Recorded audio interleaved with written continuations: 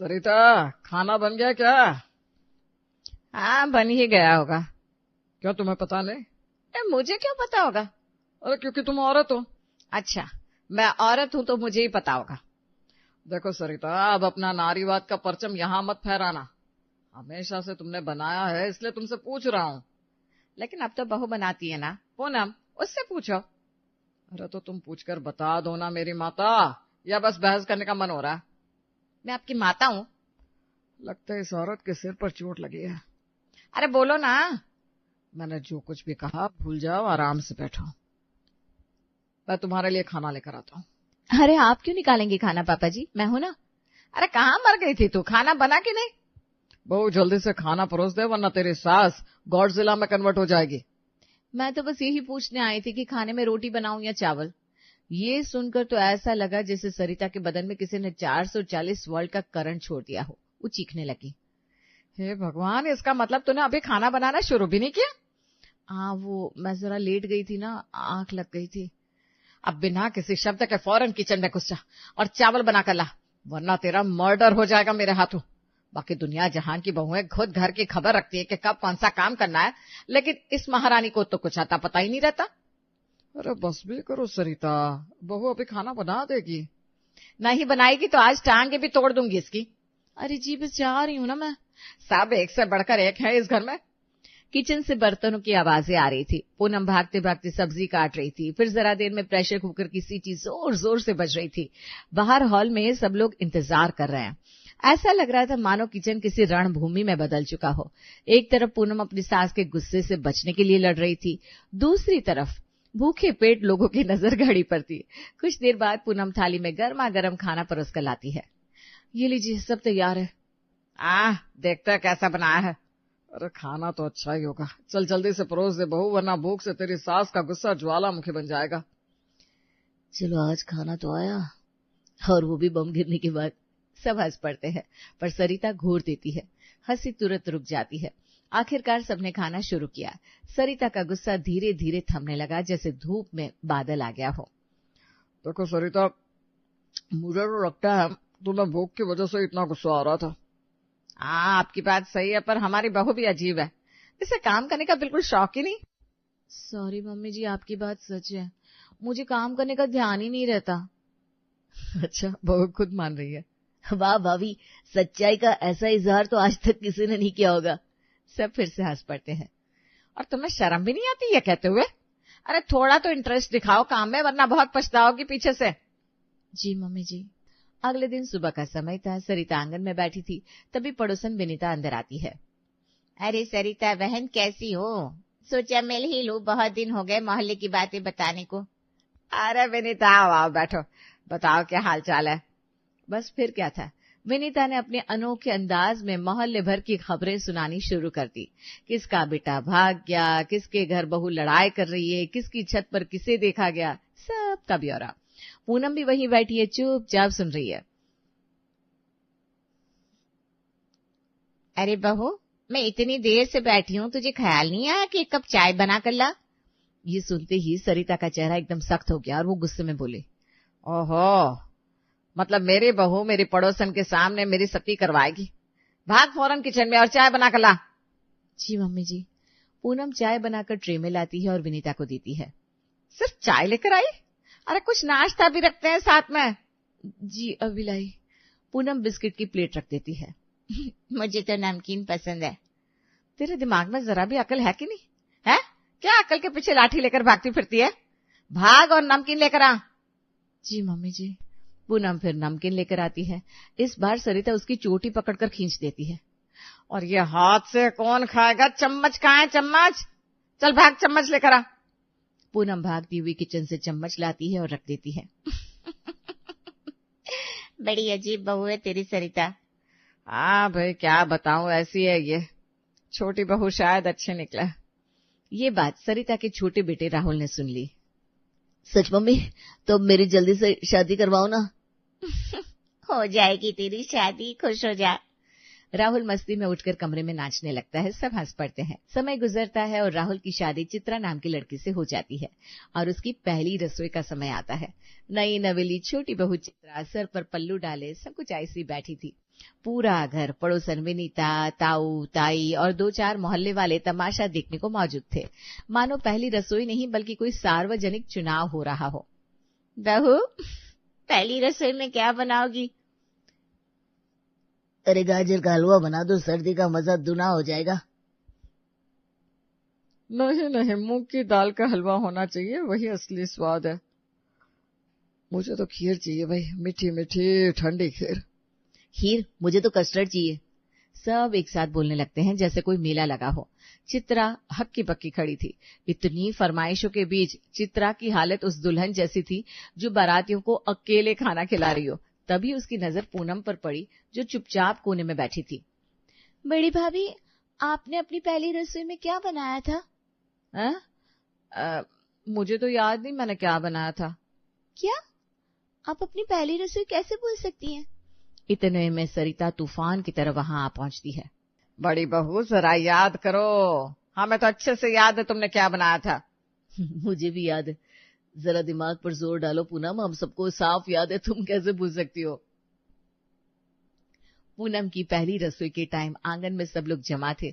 सरिता की आंखों में उत्सुकता, राजेश की आंखों में भूख, राहुल और नमन की आंखों में मस्ती थी। भाभी, गाजर का हलवा बना दो, पेट भी भरेगा और दिल भी। अरे नहीं नहीं, खीर बनाओ, खीर के बिना पहली रसोई अधूरी है। अरे दोनों हटो सामने से। बहू, तुम लड्डू बना लो, वही सबसे शुभ होता है। पूनम चुपचाप बैठी थी, मानो किसी अदालत में गवाह बनकर खड़ी हो जिसको जान से मारने की धमकी मिली हो। अरे ये तो ऐसे चुप बैठी है जैसे इसे कुछ आता ही नहीं है। वैसा ही है क्या? जैसे ही ये वाक्य हवा में तैरता हुआ सबके कानों तक पहुंचा, माहौल बदल गया। सबकी आंखें पूनम की ओर मुड़ गई। हाँ, मुझे खाना बनाना नहीं आता। पूरा आंगन सन्नाटे में डूब जाता है। फिर अचानक जोर जोर से हंसी के फव्वारे फूट पड़ते हैं।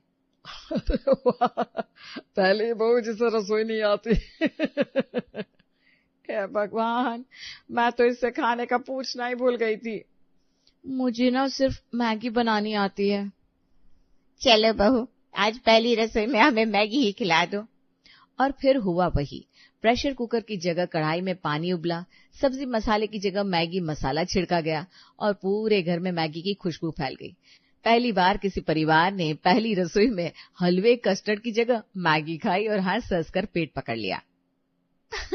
अरे हाँ, वो मैगी वाली पहली रसोई। आज तक याद है वो स्वाद। सच भाभी, आपने पहली रसोई में मैगी बनाई थी? हाँ, बाद में ना मम्मी जी ने मुझे खाना बनाना सिखाया। हाँ, मैंने ही इसका हाथ पकड़कर सब सिखाया है। खैर कोई ना, चलिए आज मैं आप सबको अपनी तरफ से एक स्पेशल मिठाई खिलाती हूँ। चित्रा फुर्ती से किचन में गई और थोड़ी देर बाद उसकी ट्रे में गर्मा गर्म शाही टुकड़ा सज कर आया। वो मजा आ गया वे। बहुत बढ़िया बनाया है। मिठाई तो सच में स्पेशल है। हाँ चित्रा, बहुत अच्छा बनाया है तुमने। पहली रसोई सक्सेसफुल। फिर अगली सुबह आई तो इस बार चित्रा ने नाश्ता बनाया। जब सब नाश्ते के लिए बैठे तो सामने टेबल पर मानो दावत सजी थी। पराठे, उपमा, पोहा, ढोकला, इडली सांभर, चटनी और ऊपर से जलेबी। अरे ये सब तो मैंने सपने में भी नहीं सोचा था। वाह वाह, इतने दिन बाद इतना अच्छा नाश्ता मिला है। सोच, छोटी बहू ने तो घर की रौनक लौटा दी। हाँ, मुझे भी बहुत अच्छा लगा। नाश्ता तो हो गया, अब मैं घर में पोछा लगा देती हूँ। क्या पोछा? बहुएं त्योहार पर भी मुश्किल से लगाती है और तुम रोजमर्रा में लगा रही हो। क्यों नहीं मम्मी जी, ये भी तो घर का काम है।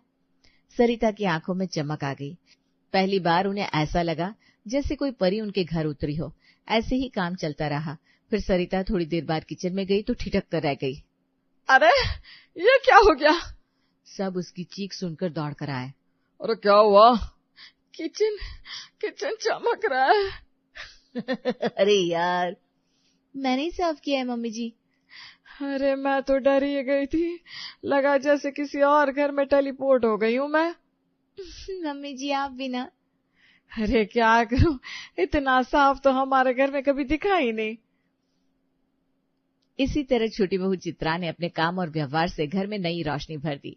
पूनम को भी सीख मिली और सरिता को चैन की नींद, और सबसे बड़ी बात, घर में हंसी का माहौल पहले से 2 गुना हो गया। अगले दिन दोपहर का समय था। आंगन में सब लोग आराम कर रहे थे, तभी गेट खुला और मोहल्ले की मशहूर विनीता आंटी अंदर दाखिल हुई, हाथ में पर्स और चेहरे पर वही पुरानी अकड़। अरे विनीता आंटी, आइए आइए, बड़े दिन बाद दर्शन हुए। आइए, खाना खाइए, अभी अभी बनाया है। ना ना ना, मैं यहाँ खाना बिल्कुल नहीं, मैं इस घर का खाना नहीं खाती, बस जरा सी चाय पिला दो। ना आंटी ना, आज चाय नहीं, ये तो खाने का समय है और आज मेरे हाथ का बना है, एक बार खाकर देखिए वरना मुझे बुरा लगेगा। इतना सुनते ही बगल से सरिता भी कूद पड़ी।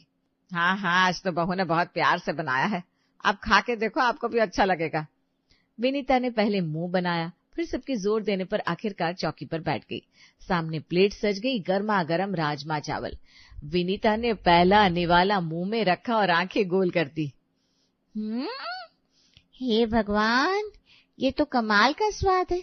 मुझे तो यकीन नहीं हो रहा सरिता कि मैं तेरे घर में बैठी राजमा चावल खा रही हूँ, और इतना स्वादिष्ट भी। अरे आंटी, अब तो मजाक कर रही हैं। ना ना ना, सच में। वाह वाह वाह, बाप रे, इतना मजेदार खाना तो कभी तुम्हारी बड़ी बहू ने नहीं खिलाया। ये सुनते ही पूनम का चेहरा ऐसे लटक गया जैसे किसी ने मुंह पर पानी फेंक दिया हो।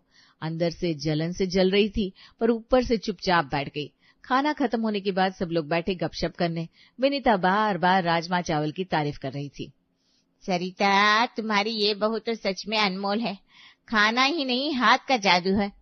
हाँ भाई, चित्रा तो हर काम में अच्छी है, खाना, घर का काम सब संभाल लेती है। बस ये पूनम, इससे शुरू से कुछ सही हुआ ही नहीं। पूनम ने दूर से ये बात सुनी और होठ काटने लगी।